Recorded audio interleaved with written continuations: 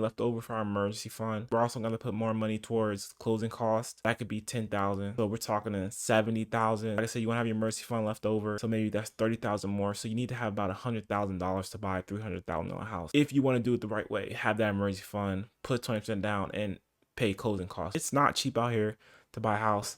And a lot of people want to buy houses, and it's really the American dream. Like, you have to buy a house, which I don't think you really do. We have a house and I love the house.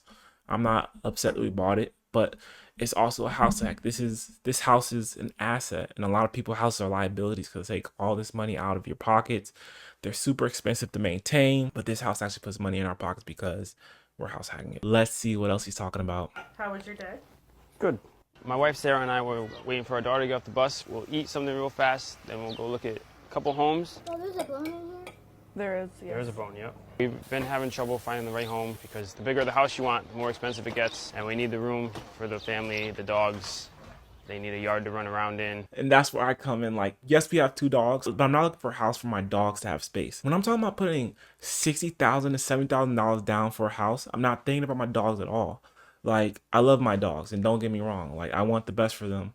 And if you have dogs, you should give them proper areas to run and play. But if you can't find a good house that's going to fit everyone, then maybe you shouldn't get dogs. There's a lot of things that we do as people, and we want to blame the economy for why things are the way they are, but we put ourselves in these situations willingly, and then we complain and say it's the economy. Right on George Street. I like the neighborhood. Seems quiet. There she is. Hello, come on in. We have 3 bedrooms on this level, 2 full baths.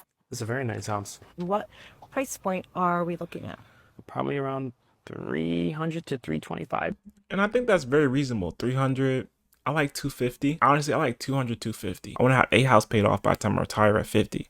I got about 21 more years, so I need to put that thing on a 15-year mortgage, or just pay it on 15 years. So There has been a low supply, but there's still a demand. It's a very competitive market. So it checked all the boxes, but too bad somebody put an offer in before we got here. Oh, if it falls through, we'll come back and revisit it. I love you. You do get defeated knowing that homes are so expensive after looking today. I hope people in power, they change. homes are crazy expensive, but it's all about where you live. Like, you don't have to live in these expensive markets. Like I say, in my area, literally our house was $100,000, and that was a few years ago. And you could still find houses around here for 100,000, 150, and in different areas you can find houses for 200, 250. So you don't have to live in these expensive markets. There's so much world out here. There's